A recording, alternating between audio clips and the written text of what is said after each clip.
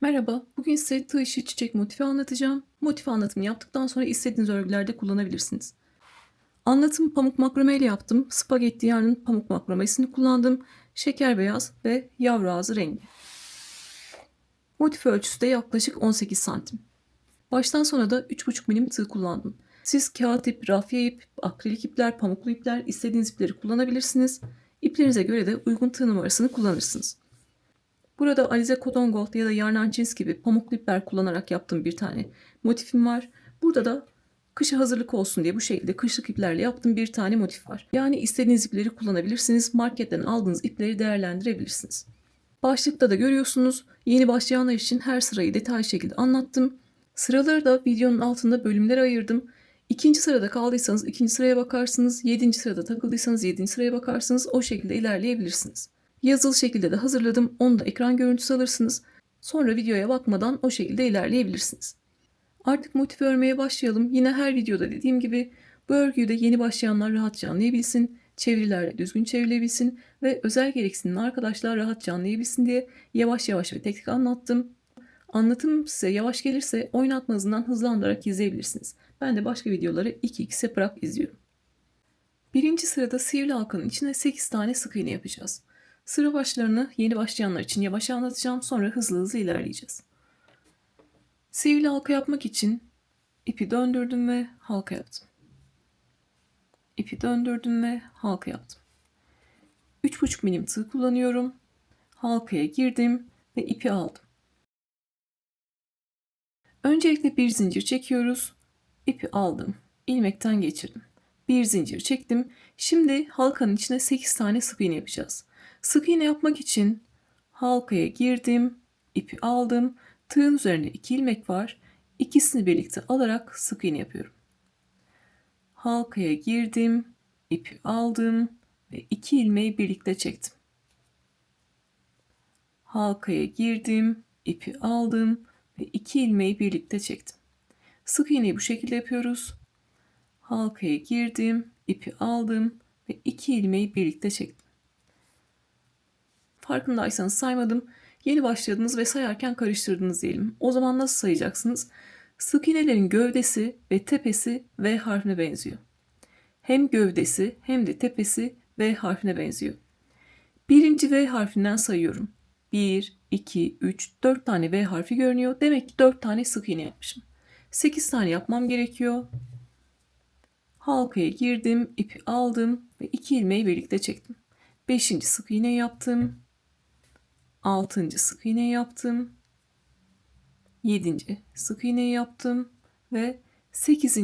sık iğne yaptım. 8 tane sık iğne yaptık. Artık halkadan kalan ipi çekebilirim. Ortası kapanana kadar halkadan kalan ipi çekiyorum. Birinci sıranın sonunda ilk yaptığım sık iğnenin tepesine kaydıracağım. Sık iğnenin tepesi V harf şeklinde görünüyor. V harfine girdim, ipi aldım ve ilmekten kaydırdım. Birinci sırayı bu şekilde bitirmiş olduk.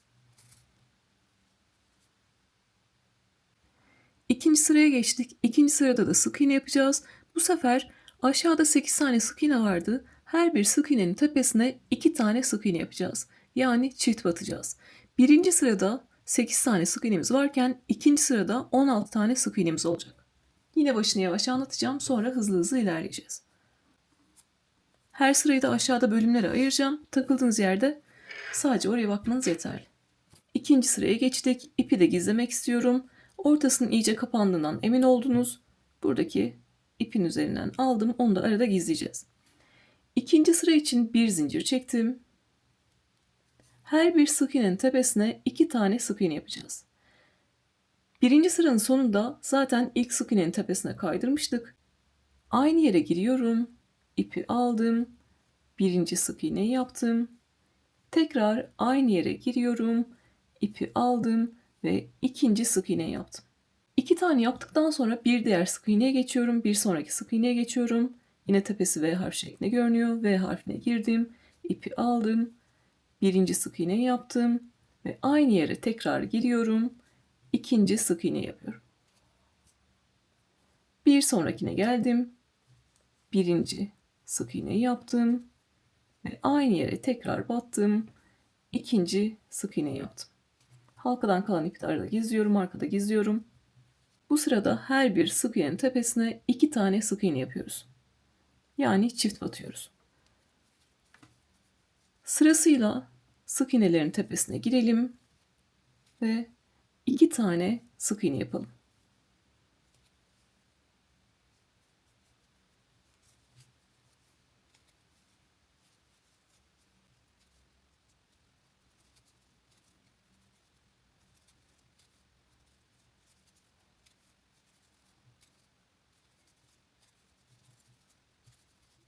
Her bir sık iğnenin tepesine sık iğne yaptım ve sıra sonuna kadar geldim. 16 tane sık iğnenin olması gerekiyor. İlk V harfinden sayıyorsunuz. 1, 2, 3, 4, 5, 6, 7, 8, 9, 10, 11, 12, 13, 14, 15, 16. 16 tane olduğundan emin olduktan sonra artık ikinci sırayı da bitirebilirsiniz. Burada halkadan kalan ipi artık kesiyorum. Onu da gizlemiş olduk. 16 tane sık iğne yaptığınızdan emin oldunuz. İlk sık iğnenin tepesine geliyoruz. İlk V harfine giriyoruz. İpi aldım ve ilmekten kaydırdım. Bu şekilde göbek kısmını bitirmiş olduk. Motif içinden geçirdim, sıkıladım. Yeteri kadar ip bırakıp kesiyorum. Bu şekilde. Tekrar ediyorum, videoyu bölünmüş şekilde aşağıda bulabilirsiniz. İkinci sırada kaldıysanız ikinci sıra yazan yere girersiniz. 7. sırada kaldıysanız 7. sıra yazan yere girersiniz. O şekilde kaldığınız yerden devam edebilirsiniz.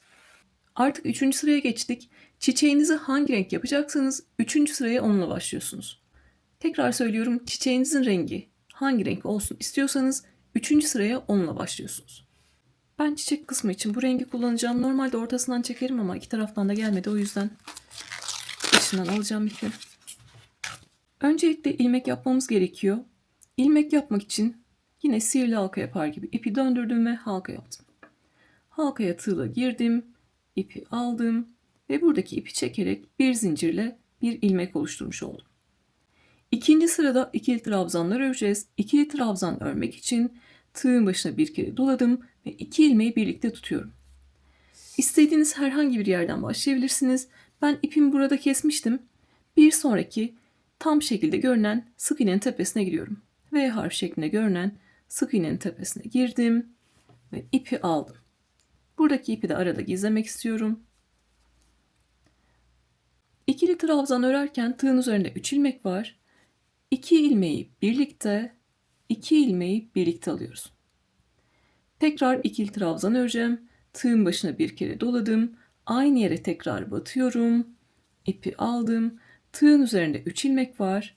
İkisini birlikte aldım. Ve ikisini birlikte aldım. Tığın başına tekrar doladım. Aynı yere battım. İpimi aldım. Tığın üzerinde 3 ilmek var. İkisini birlikte aldım. İlmek oluşturduktan sonra ipi arada gizliyoruz ve sonrasında kesiyoruz. Ondan da kurtulmuş oluyoruz. Sık iğnenin tepesine girdik. 3 tane ikili trabzan yaptık. Yapacağımız işlem ne? Arada 2 zincir çek. Tığın başına dola. Aşağıdan bir tane sık iğne atla. İkincisine 3 tane ikili trabzan yap. Bir tane V harfi atladım. İkinci V harfine giriyorum. 3 tane ikili trabzan yapıyorum. İkili trabzan yapmak için ikisini birlikte çektim. Tığın başına dola, aynı yere gir, ipi al. Tığın üzerinde 3 ilmek var. İkisini birlikte al. Tığın başına dola, aynı yere gir, ipi al. Tığın üzerinde 3 ilmek var. İkisini birlikte al. Arada 2 zincir çekiyorum. Yeni başlayanlar da artık ikili trabzan yapmayı öğrendiler. Artık hızlıca devam edebiliriz. Mantığı aynı buradaki gibi devam edecek. 3 tane ikili trabzan, arada 2 zincir, bir tane sık iğne atla, ikincisine 3 tane ikili trabzan yap. 3 tane ikili trabzan yaptıktan sonra arada 2 zincir çekiyoruz. Tığın başına doladık. Bir sık iğne atlayıp ikincisine 3 tane ikili trabzan yapıyoruz. 1 2 ve 3. Yeni başlayanlar da benimle beraber yapsınlar lütfen. Arada 1, 2 zincir, tığın başına dola, bir sık iğne tepesi atla, ikincisine gir ve 3 tane ikili trabzan yap. 1, 2 ve 3. Üçüncü sıramızda bu kadar kolay. Şimdi arada 2 zincir çekelim, bir sık iğne atlayıp ikincisine 3 tane ikili trabzan yapalım ve sıra sonuna kadar gelelim. Sıra sonunda 8 tane bu üçlü gruplardan olması gerekiyor. Sıra sonuna kadar geldim. 1, 2, 3, 4, 5, 6, 7, 8 tane grubumu yaptım.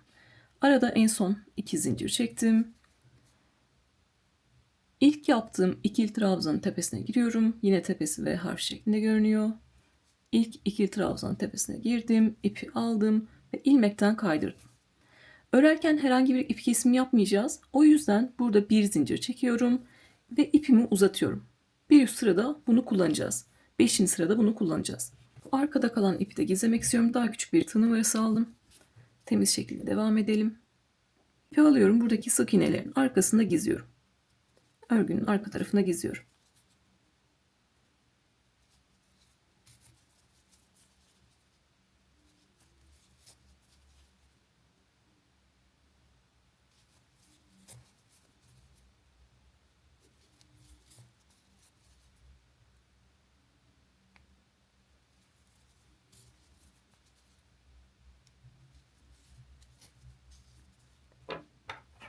Yeteri kadar gizledikten sonra dışarıda kalan ipi kesiyorum. 4. sıraya geçtik. Zemin renginiz ne olsun istiyorsanız 4. sıraya onunla başlıyorsunuz. 4. sıra bizim zemin rengimiz ve onunla devam edeceğiz. 4. sırada da bir tane ikili trabzan yapacağız. Arada 4 zincir çekeceğiz. Zincir noktalarımız örgünün arkasında kalacak. Motif örmek çok kolay. Sadece birkaç tane detay var. Onlara dikkat ederseniz kolay şekilde yaparsınız. Şeker beyaz renk kullanıyorum. Yine bir zincirle bir ilmek oluşturacağım. İlmeği tığdan çıkardım. İstediğiniz herhangi bir yerden başlayabilirsiniz ama buradaki ipten ne kadar uzakta çalışırsanız ipleriniz karışmaz, o kadar rahat edersiniz. O yüzden karşıda bir yerden başlıyorum. İlmeği elime aldım. Buradaki sık iğnenin tepesine giriyorum. İkinci sıradaki sık iğnenin tepesine girdim. İlmeği aldım ve oradan örgünün önüne çekiyorum. Bu şekilde. İpi arkada tuttum. İlmeği bu şekilde öne çektim. Lütfen burada dikkat edin. 3 zincir çekeceğiz. Bunu da bir tane ikili trabzan kabul edeceğiz. Örerken boşluğun içinden giriyorum. İpi aldım. İlmekten geçirdim. Birinci zincir çektim. Boşluktan girdim. İpi aldım. İkinci zinciri çektim. Boşluktan girdim. İpi aldım ve üçüncü zincir çektim. Gördüğünüz gibi boşlukta çalıştım. Bu 3 zinciri bir tane ikili trabzan kabul etmiştik. Bir tane ikili trabzanı yaptım. Arada 4 zincir çekiyorum. 1, 2, 3, 4. İkili trabzan yapacağım için tığın başına bir kere doladım. Yine sık iğnenin tepesine arada bir tane sık iğne atlamıştık. Onun tepesine giriyorum ve ikili trabzan yapıyorum. Benimle beraber yapmaya çalışın. Sık iğnenin tepesine girdim ve boşlukta çalışıyorum. İpimi böyle arkaya almıyorum. Buradan yaparsam gördüğünüz gibi örgüm kıvrılır. Onu yapmıyorum. Yeni başlayanların yapabileceği hata o olabilir. Tığın başına doladım. Örgüyü böyle kıvırabilirsiniz. Sık iğnenin tepesine girdim. İpi aldım. İkili trabzan yapacağım. 2 ilmeği birlikte çektim. Yine 2 ilmeği birlikte çekeceğim ama buradaki trabzanın tepesine de sabitlemek istiyorum. İlk trabzanın tepesine girdim. İpi aldım ve 2 ilmeği de öyle çektim. Gördüğünüz gibi sabitlemiş oldum. Lütfen geriye sarmayın. Tekrar şekilde ilerleyeceğiz. 1, 2, 3, 4 zincir çek. Tığın başına bir kere dola. Buradaki atladığımız sık iğnenin tepesine gir. Boşluktan çık. ipi al. Tığın üzerinde 3 ilmek var. İkisini birlikte al. Burada ikisini birlikte alırken ilk trabzanın tepesine sabitle. İlk trabzanın tepesine gir, ipi al ve 2 ilmekten kaydır.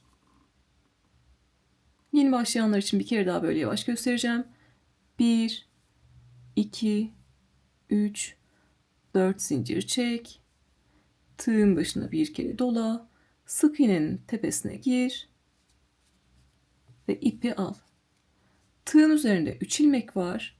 İkisini birlikte al. İlk trabzanın tepesine gir, ipi al ve ikisini de birlikte al. Bu şekilde.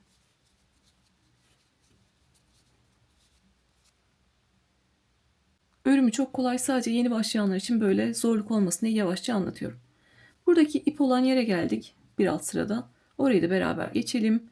1, 2, 3, 4 zincir çektim. Tığın başına doladım. Burada yine arada atladığımız sık iğnenin tepesine giriyorum. İpi aldım. Tığın üzerinde 3 ilmek var. Burada eliniz çok sıkıysa, ikili trabzanı da çok sıkı sıkı yaparsanız burada kasma olur. O yüzden buradaki ipi biraz uzatabilirsiniz. 2 ilmeği birlikte aldım. Burada 2 ilmeği birlikte aldım. Yine ilk trabzanın tepesine sabitleyeceğiz. Ama burada ipim var. Bir üst sırada kullanacağız. Onu öne almak istiyorum. Arkada kalırsa zorlanırsınız. 2 ilmeği birlikte almıştım. Yine ilk trabzanın tepesine giriyorum. Kaydırma yaptığım yere girdim ve 2 ilmeği beraber aldım. Gördüğünüz gibi burayı da geçmiş olduk. Bu sırayı beraber yapalım. 1, 2, 3, 4 zincir çektim. Tığın başına doladım. Yine sık iğnenin tepesine girdim. Motifi bu şekilde ikiye katlayabilirsiniz. 2 ilmeği birlikte aldım.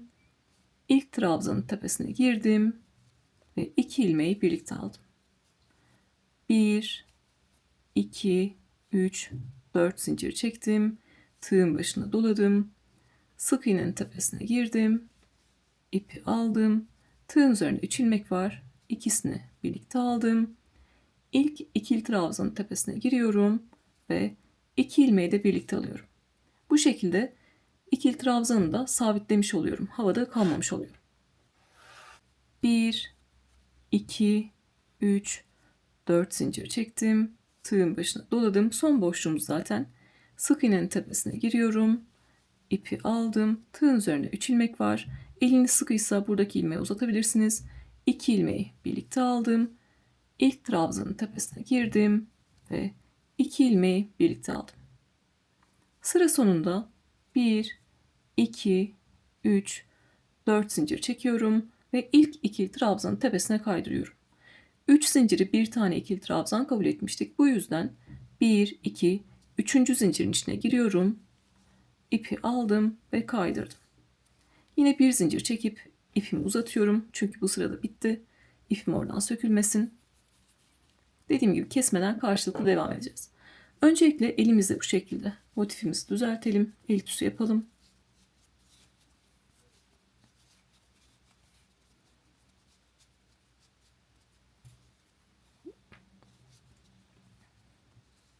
Sonraki sıralarda da bu sabitlemeleri yapacağımız için eliniz iyice alışacak. Zaten bir iki tane motif ördükten sonra ben size yazılı şekilde de hazırladım motiflerin özetini.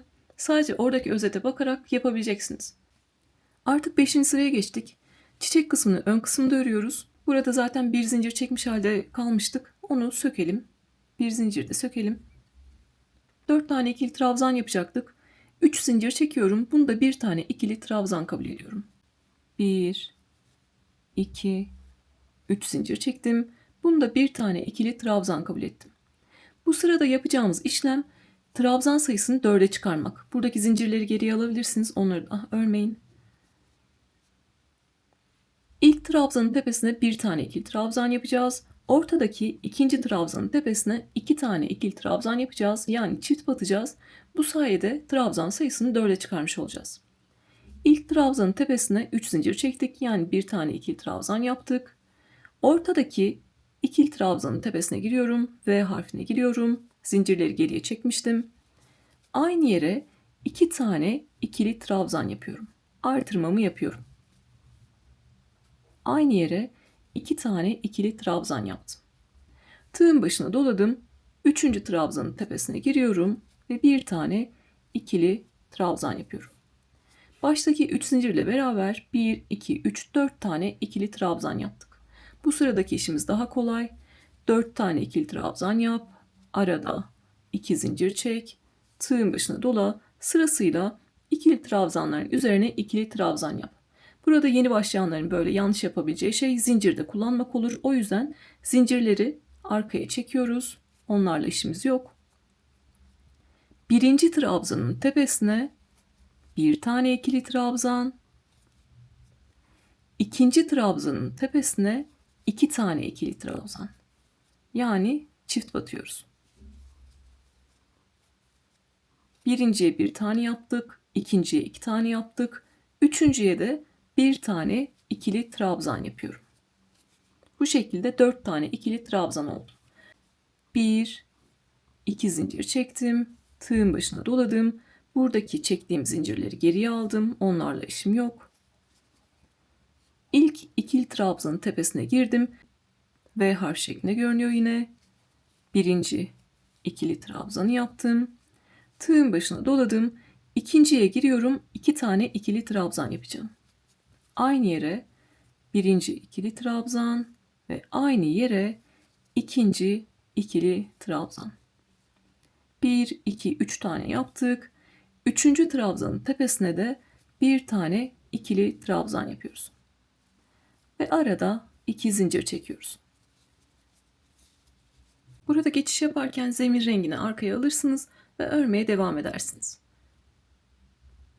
Sıra sonuna kadar geldim. Örgüm bu şekilde tabak gibi görünüyor. Elimle düzeltiyorum.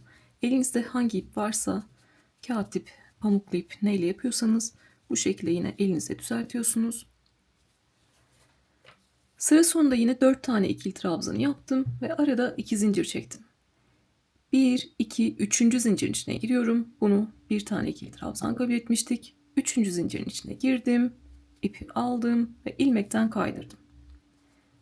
Bir zincir çekip yeteri kadar böyle ipimi aldıktan sonra artık diğer sıraya geçebilirim. 6. sıradayız. Zemin rengiyle devam edeceğiz. Zaten bir zincir çekmiştik. Yine onu sökelim. Yeni başlayanlar karıştırmasın.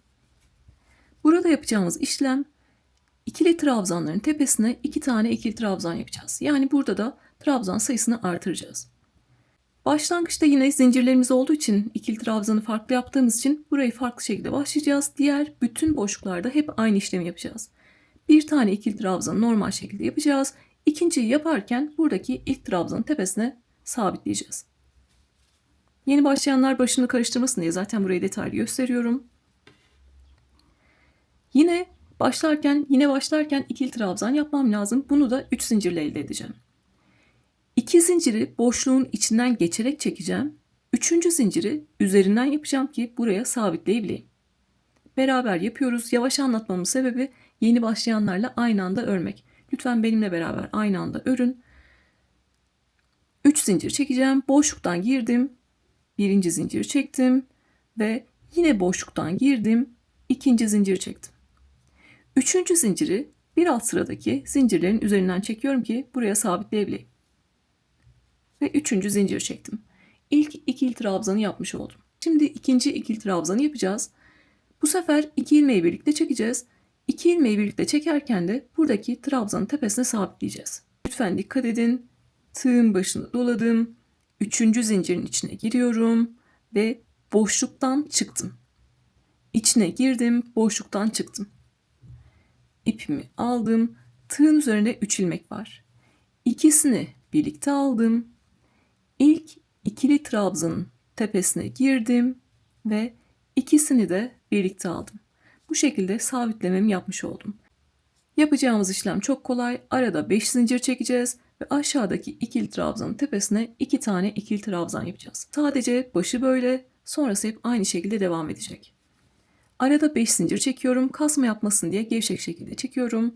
1, 2, 3, 4, 5 tane zincir çektim. Tığın başına doladım. Aşağıdaki bir tane olan trabzanın tepesine 2 tane ikili trabzan yapacağım Birinciyi normal şekilde yapacağım. İkinciyi yaparken sabitleyeceğim. 2 zinciri böyle arkaya çekebilirsiniz. Kafanız karışmasın. Trabzanın tepesi yine V harf şeklinde görünüyor. V harfini aldığınızdan emin olun.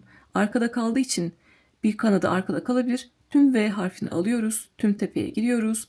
İpi aldım ve ilk trabzanı normal şekilde ördüm. Birinci trabzanı ördüm. Tığın başına doladım. Aynı yere giriyorum. İpi aldım. 2 ilmeği birlikte aldım. İlk ikili trabzanın tepesine girdim ve 2 ilmeği birlikte aldım. 2 tane daha beraber yapacağız. Lütfen geriye sarmayın. Benimle beraber örün. 1, 2, 3, 4, 5 zincir çektim. Tığın başına doladım. Aşağıdaki ikili trabzanın tepesine 2 tane ikili trabzan yapacağız. Birinciyi normal şekilde yapıyorum. Tepeye girdim ve boşluktan çıktım. Gördüğünüz gibi. 2 zincirle işim yok. İpi aldım. Birinci ikili trabzanı yaptım. Tığın başına tekrar doladım. Aynı yere girdim. İpi aldım. Tığın üzerinde 3 ilmek var. İkisini aldım. Burada sabitleme yapacağım. İlk ikili trabzanın tepesine giriyorum. İpi aldım ve 2 ilmeği de birlikte çektim. Bu şekilde. 1, 2, 3, 4, 5 zincir çektim. Tığın başına doladım. Buradaki 2 zinciri geri alıyorum. Onunla işim yok. Aşağıdaki ikili trabzanın tepesine giriyorum. Tüm V harfini aldığımdan emin oluyorum. İpi aldım. Birinci ikili trabzanı yaptım. Tığın başına doladım. Aynı yere girdim. İpi aldım. Tığın üzerinde 3 ilmek var. İkisini birlikte aldım. İlk ikili trabzanın tepesine girdim. Ve 2 ilmeği birlikte aldım. Bu şekilde. Burada yeni başlayanlar belki tekrar zorlanır ya da atlamıştır diye tekrar söylemek istiyorum. Burayı beraber geçelim. 1, 2, 3, 4, 5 tane zincir çektim. Tığın başına doladım. Aşağıdaki ikili trabzanın tepesine birinci ikili trabzanı yaptım. Ve aynı yere girdim. 2 ilmeği birlikte çektim. Burada 3 zincir çekmiştik. Onda bir tane ikili trabzan kabul etmiştik biliyorsunuz. 1, 2, 3. zincirin içine giriyorum. İpi aldım ve bu şekilde ilmekten kaydırdım. 2 ilmekten kaydırdım. Burayı da bu şekilde geçmiş olduk. Çiçek sırasını örerken çiçeğin iplerini ön tarafta bırakıyoruz. Bu şekilde. Sonra 5 zincir çekiyoruz. Ve yine aşağıdaki ikili trabzanın tepesine 2 tane ikili trabzan yapıyoruz. Buradaki zinciri kaydıracağımızı ve buradaki ipi ön alacağımızı yeni başlayanlara göstermek istedim. Sıra sonuna kadar ilerleyelim. Sıra sonuna kadar geldim, yine örgümüzü düzeltelim. Zincir ve trabzan tepelerini açalım. İlk ikili trabzanın tepesine, yani 3. zincirin içine giriyorum ve harfin ortasına battım. İpi aldım ve ilmekten kaydırdım. Bir zincir çekiyorum ve ipimi uzatıyorum. 7. sıraya geçtik. 7. sırada yapacağımız işlemde aşağıda 4 tane olan ikili trabzan sayısını burada 5'e çıkarmak. Ve arada 2 zincir çekmek. Yine çiçek rengine dönüyorum. Ön tarafta zaten bırakmıştık. Bir zincir çekip bırakmıştık. Onu yine sökelim. 5 tane ikili trabzan yapacağız. Bunu da nasıl sağlayacağız? Birinciye bir tane ikili trabzan yapacağız. İkincinin üzerine 2 tane ikili trabzan yapacağız. Bu sayede 5'e çıkmış olacak. Sadece ikincinin üzerine 2 tane ikili trabzan yapacağız. 3 zincir çekiyorum. 1, 2, 3 zincir çektim. Buradaki zincir gevşek oldu. 1, 2, 3 zincir çektim. Bunda bir tane ikili trabzan kabul ettim. İkinci ikili trabzanın tepesine geliyorum. Buradaki zincirlerle işim yok. Onu arkaya aldım. İkinci trabzanın tepesine 1 ve aynı yere 2 tane ikili trabzan yapıyorum. Artırmamı yapmış oldum. Üçüncüye bir tane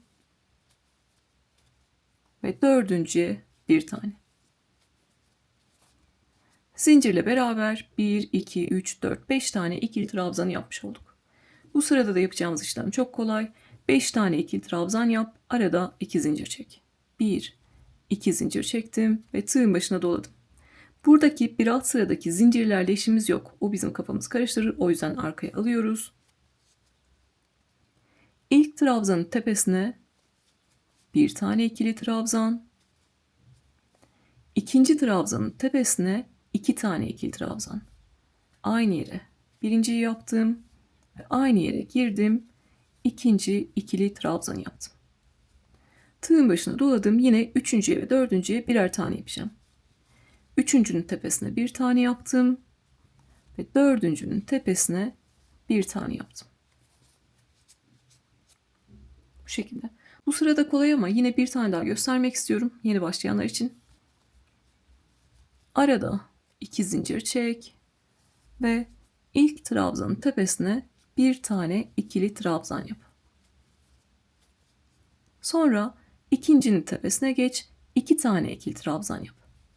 Aynı yere birinciyi yaptım ve aynı yere ikinciyi yaptım. Sonra üçüncüye bir tane ikili trabzan ve dördüncüye bir tane ikili trabzan. Toplam 5 tane ikili trabzanı yapmış oldum. İkincinin tepesine 2 tane yaparak trabzan sayısını 5'e çıkarmış oluyoruz. Yapacağımız işlem yine sıra sonuna kadar 2 zincir çekelim ve 5 tane ikili trabzan yapalım. Zemin rengini arkaya alabiliriz. Örerken arkada kalsın. Sıra sonuna kadar geldim. Yine bu tabak görüntüsünü almak için trabzan ve zincir tepelerini açıyoruz. Elinizdeki ipin önemi yok. Her sırada bunu tekrarlıyoruz. Sıra sonunda 5 tane ikili trabzan yaptım. Arada 2 zincir çekiyorum ve ilk ikili trabzanın tepesine yani 3. zincirin içine kaydırıyorum. 8. sırayı da aynı renkle öreceğiz ve artık çiçek rengiyle işimizi bitireceğiz. Çiçek renginde 1, 2, 3, 4 sıra örüyoruz. Biz 1, 2, 3 sıra ördük. Şimdi 4. sıraya öreceğiz. Burada yine aynı renkle devam ediyorum. Yeni başlayanlar için yine 1-2 tane detaylı göstereceğim. Lütfen geriye sarmayın. Ya da o an videoyu durdurup soru soran arkadaşlar oluyor. Anlatacağım yeri soran arkadaşlar oluyor. Durdurmayın, lütfen devam edin. Şimdi ilk trabzanın tepesine sık iğne yapacağız. Bunun için bir üst sıra için bir zincir çekiyorum ve ilk trabzanın tepesine yani 3. zincirin içine giriyorum, sık iğne yapıyorum. 3. zincire girdim, ipi aldım, tığın üzerinde 2 ilmek var. İkisini birlikte alarak sık iğne yapıyorum. Sonra bir tane trabzan atlayıp bir sonraki trabzana yani 3. trabzanın tepesine geliyorum. Bu son sıradaki midye görünümünü veriyorum. Bunu biliyorsunuz büstiyerde de kullandık. Battaniye kenarında da kullandık. Orada sadece ikili trabzanlar kullanmıştık. Burada ikili trabzan ve üçlü trabzanlar kullanacağız. Onları da detaylı şekilde göstereceğim. İlk trabzanın tepesine sık iğne yaptık. Tığın başına doladım. Bir trabzan atladım. Bir sonraki trabzana yani 3. trabzanın tepesine giriyorum ve 2 tane ikili trabzan yapıyorum. Birinci ikili trabzan yaptım. Aynı yere girdim ve ikinci ikili trabzan yaptım. Şimdi üçlü trabzan yapacağız. Üçlü trabzan yapmak için tığın başına bir kere doladım. Aynı yere giriyorum. İpi aldım. Tığın üzerinde 3 ilmek var. İkili trabzanda 2 kere de çıkıyorduk. Üçlü trabzanda 3 kere de çıkacağız. İsmi de buradan geliyor. İlk ilmeği tek. 2 ilmeği birlikte ve 2 ilmeği birlikte alıyorum. Yine üçlü trabzan yapacağız ama bu sefer tığın başına 2 kere dolayacağız. Tığın başına 2 kere doladım. Aynı yere giriyorum. Üçlü trabzan yapacağım. İpi aldım. Tığın üzerinde 4 ilmek var. Yine 3 kere de çıkacağım. Ama bu sefer 2 ilmeği birlikte. 2 ilmeği birlikte, 2 ilmeği birlikte alacağım.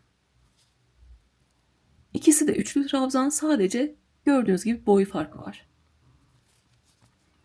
Tığın başına doladım. Bir tane daha üçlü trabzan yapacağım. İpi aldım. İlkini tek, ikisini birlikte alacağım. İlkini tek, ikisini birlikte alıyorum.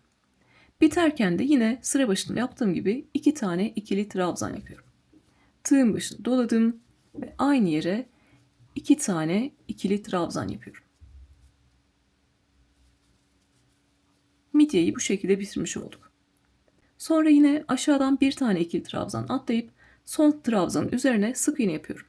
Son trabzanın tepesine girdim ve bir tane sık iğne yaptım. Bu şekilde elimle de düzelttim. Lütfen kendinizi kontrol edin. İlk trabzanın tepesine sık iğne yaptık. Bir zincir çektik ve oraya sık iğne yaptık. Sonra aşağıdan bir tane trabzan atladık. Ortadaki trabzanın tepesine geldik. Üçüncü trabzanın tepesine geldik. 2 tane ikili trabzan. Arada 3 tane üçlü trabzan ve biterken 2 tane ikili trabzan yaptık. Ve sonra yine bir trabzan atlayıp en son trabzanın tepesine sık iğne yaptık. Arada 2 zincir çekiyorum. 1, 2 zincir çektim. Yapacağımız işlem buradakinin aynısı. İlk trabzanın tepesine giriyorum ve sık iğne yapıyorum. Tığın başına doladım. Bir trabzan atladım. İkinciye giriyorum. Başlarken 2 tane ikili trabzan yapıyorum. 1, 2 tane ikili trabzan yaptım. Şimdi 3 tane üçlü trabzan yapacağım ama ortadakinin boyu uzun olacak. Tığın başına doladım, aynı yere girdim, ipi aldım. İlkini tek, ikisini birlikte, ikisini birlikte. Uzun olan üçlü trabzanı yapalım. Tığın başına 2 kere doladım, aynı yere girdim, ipi aldım. Tığın üzerinde 4 ilmek var. İkisini birlikte, ikisini birlikte, ikisini birlikte aldım. Tığın başına doladım, aynı yere üçlü trabzan yapacağım. İlkini tek, ikisini birlikte ve ikisini birlikte. Biterken de 2 tane ikili trabzan yapıyorum. Aynı yere girdim, birinci ikili trabzan ve aynı yere girdim, ikinci ikili trabzan. Midyeyi bitirmiş olduk. Aşağıdan bir tane trabzan atlayıp en son trabzanın tepesine sık iğne yapıyorum. Buraya sabitliyorum. Yine elimle düzelttim.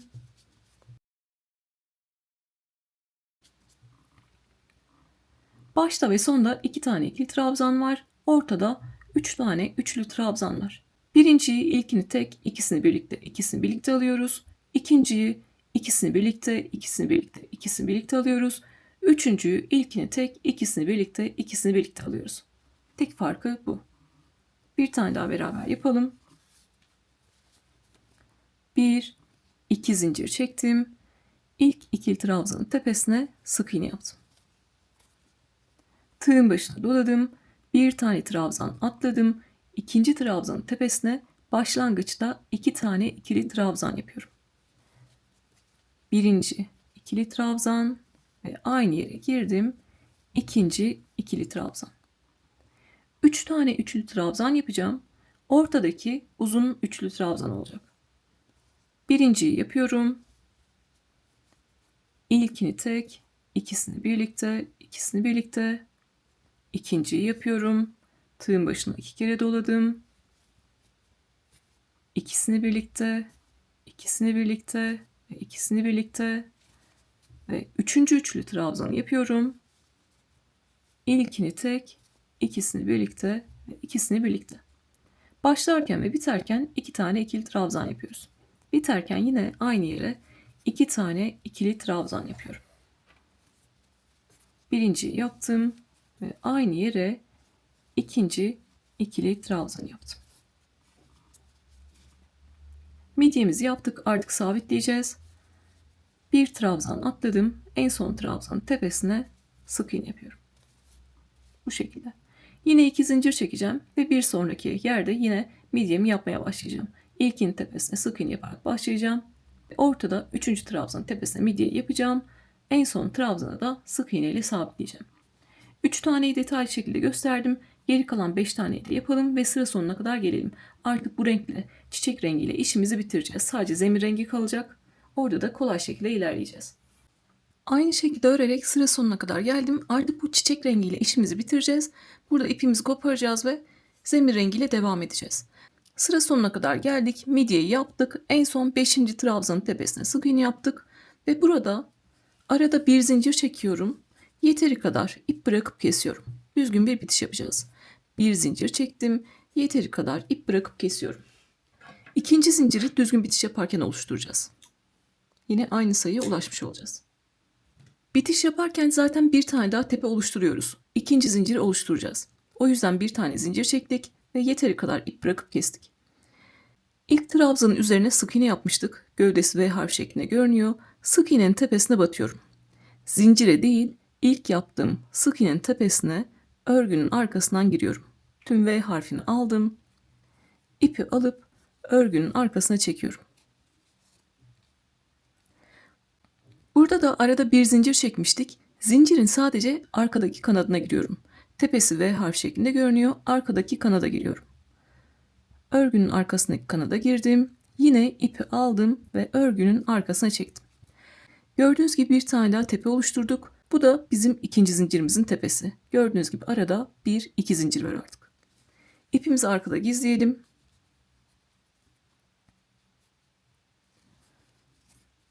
Bunlar özellikle motifli örgülerde düzgün bitiş önemli. Karşılıklı birleştirirken bize kolaylık sağlar. Burada ipi ilmek yaptım. İçinden geçirdim ve burada bir zincirle sabitlemiş oldum. Sonrasında yıkasam da kullansam da artık sökülmeyecek. Sonra burada midyenin arkasında trabzanların altına gizliyorum. En son sıra sonunda 11. sıranın sonunda da yine düzgün bir bitiş yapacağız. Ona da alıştırma olmuş olur. İpi gizledim, dışarıda kalan ipi kesiyorum.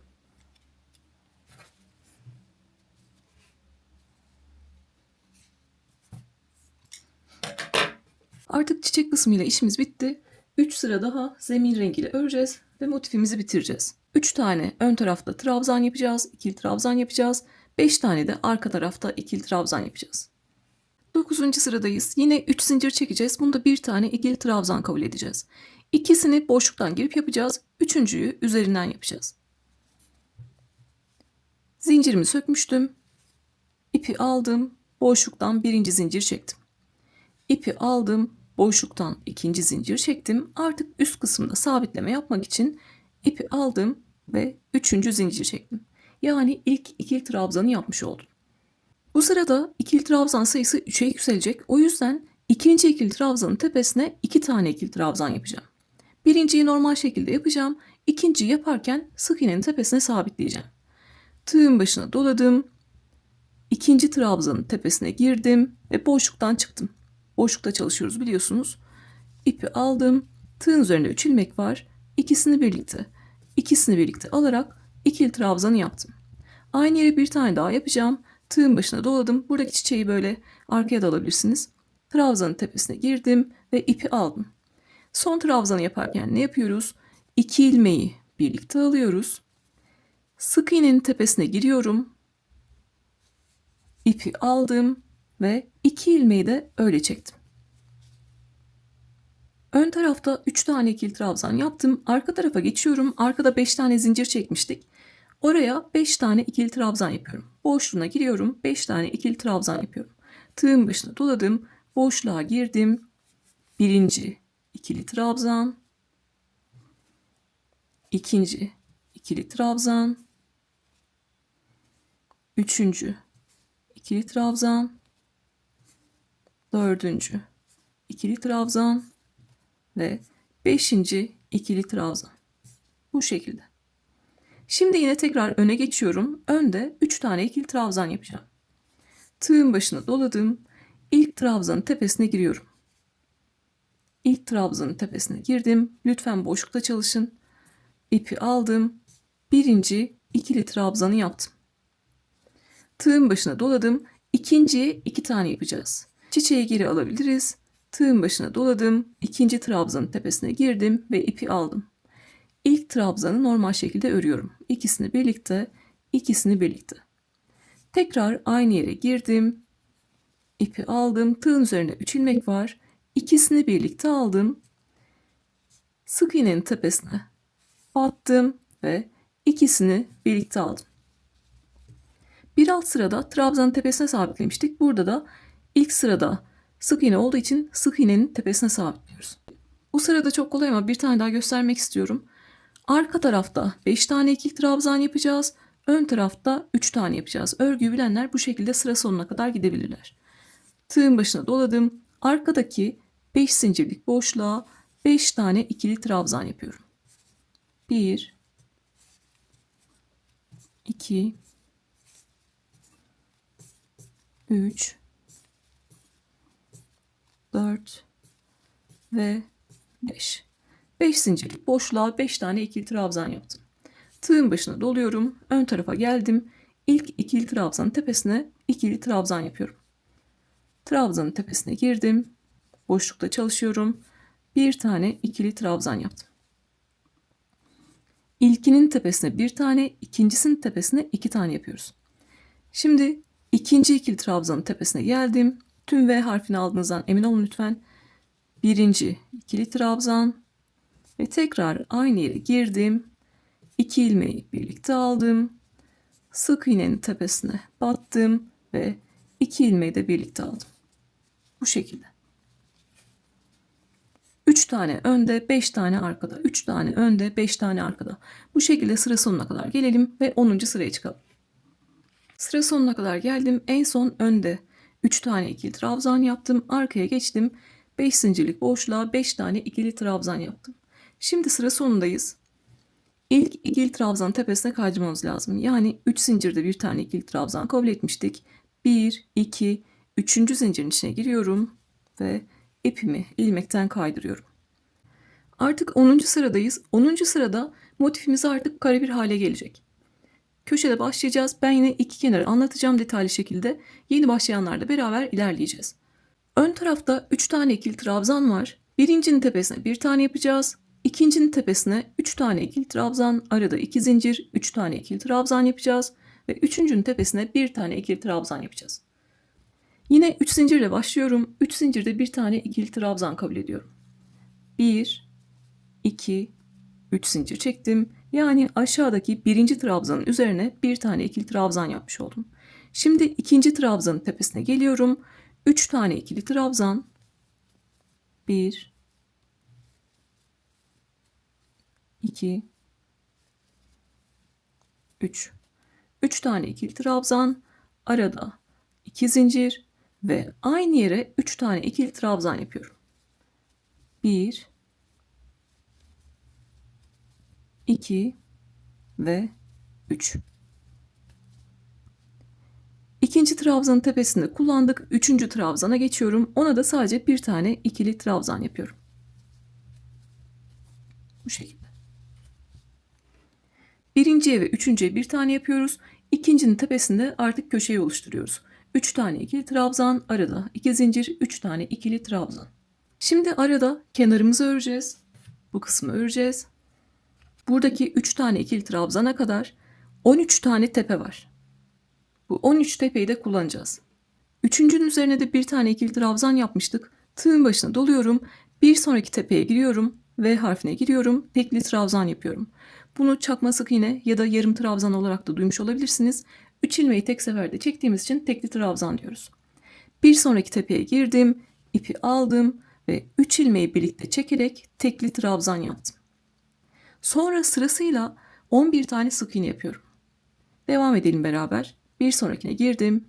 1, 2, 3, 4, 5, 6, 7, 8, 9, 10 ve 11.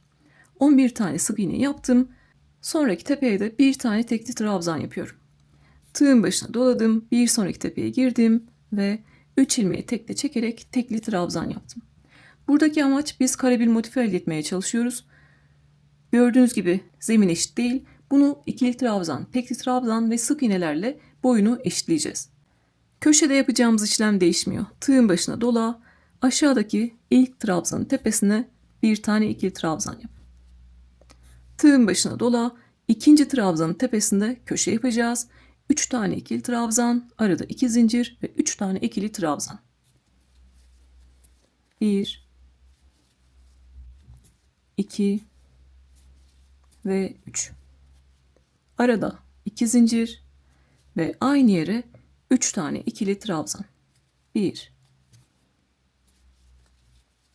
2 ve 3.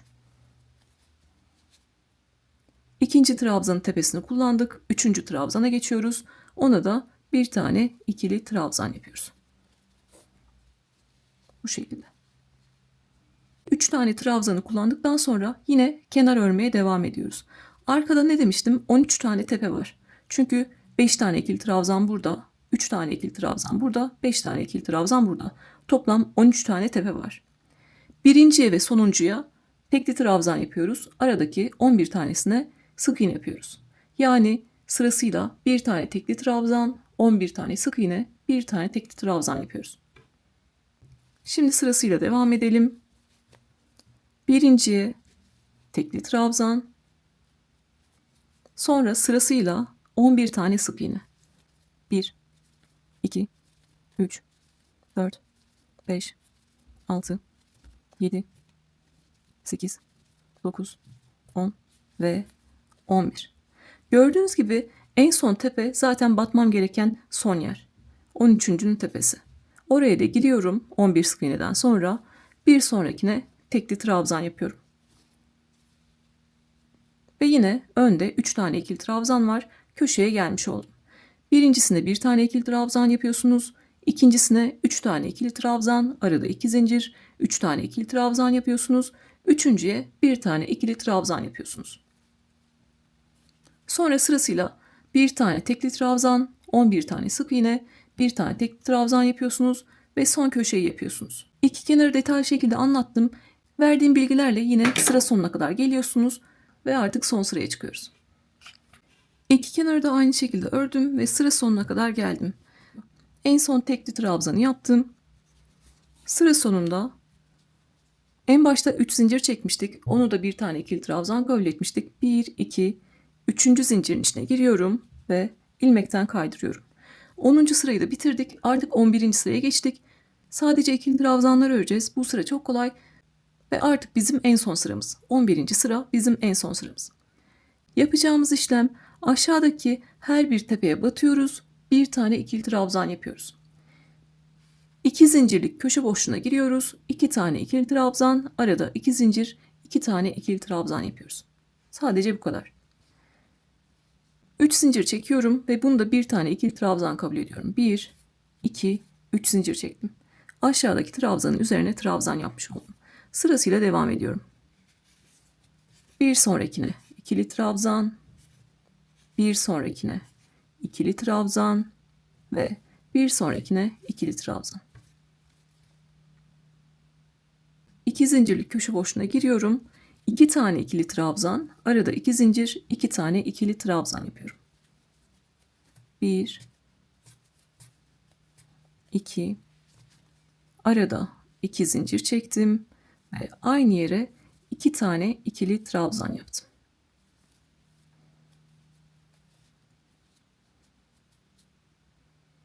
Tüm 2 zincirlik köşe boşluklarında aynı işlemi yapacağız. 2 tane ikili trabzan, arada 2 zincir, 2 tane ikili trabzan. Bu 2 zincir bizim sonra çok işimize yarayacak motif birleştirirken biri bir kenara ait, biri bir kenara ait.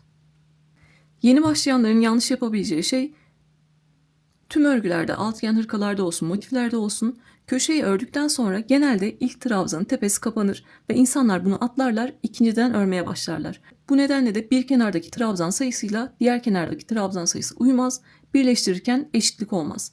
O yüzden ne yapıyoruz? Köşeyi ördükten sonra elimle çekiyorum. Gördüğünüz gibi ilk trabzan tepesi V harfi şeklinde açıldı. Birincinin tepesinden örmeye başlıyorum. Sırasıyla aşağıdaki her bir tepeye ikili trabzan yapıyorum. Tekli trabzanların tepesine de ikili trabzan yapıyorum. Sık iğnelerin tepesine de ikili trabzan yapıyorum. Bu sırada sadece ikili trabzan öreceğiz.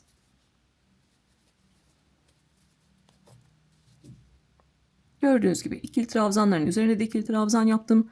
Tekli trabzanın üzerine de ikili trabzan yaptım. Sık iğnelerin üzerine de ikili trabzan yaptım. Bu şekilde devam edelim. Bir tane daha köşeyi göstermek istiyorum. Sonra sıra sonuna kadar devam edeceğiz. Ve düzgün bir bitişle motifimizi bitireceğiz.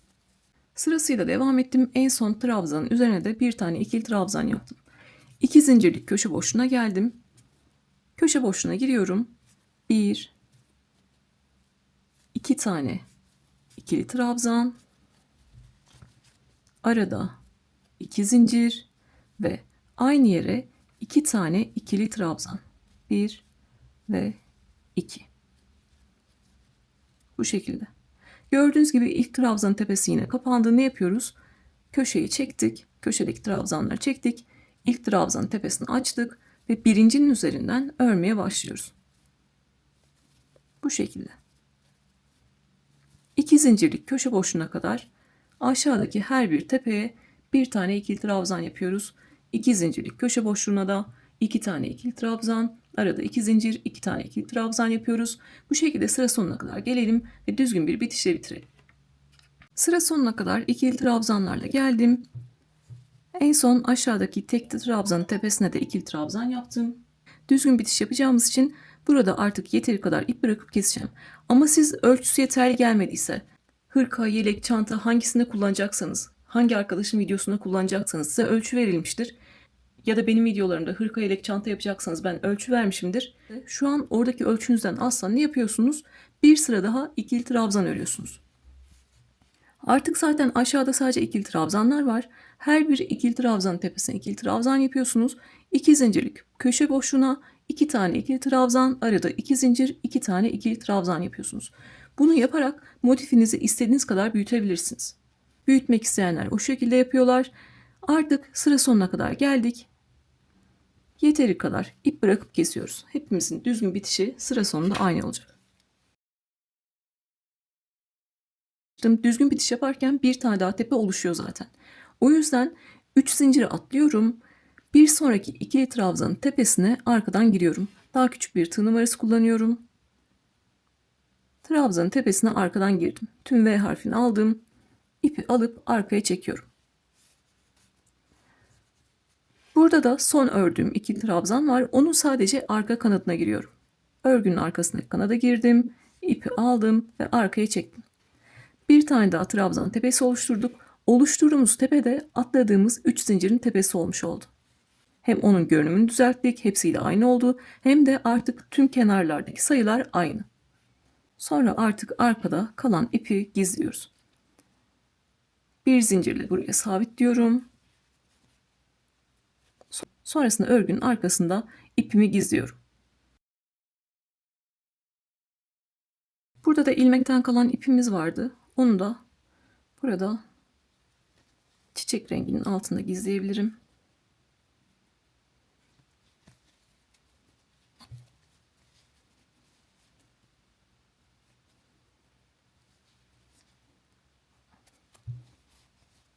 Bir alt sıradaki motiften de geçiriyorum ki örgüm, ipim oraya artık sıkışsın.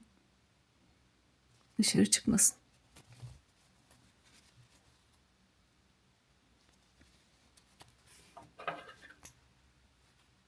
Bu şekilde artık motifimiz bitti. Siz de kaç sıra ördüyseniz düzgün bitişinizi yaptınız. Öncelikle ne yapıyoruz? El ütüsü yapıyoruz. Elimizle tüm trabzan ve köşedeki zincir tepelerini açıyoruz. Bu şekilde.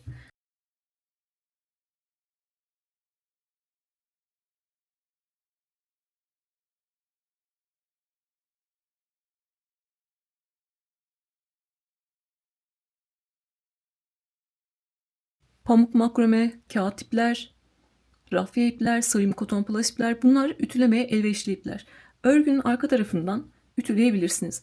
Ama Alize Cotton Gold gibi, Yarn Jeans gibi ya da marketten aldığınız akrilik ipler gibi onları ütülerseniz yapısı incelir, bozulur. Onlara uzaktan buhar verebilirsiniz ya da bu şekilde elinizle düzleştirebilirsiniz. Onlara direkt ütü değdirmiyorsunuz.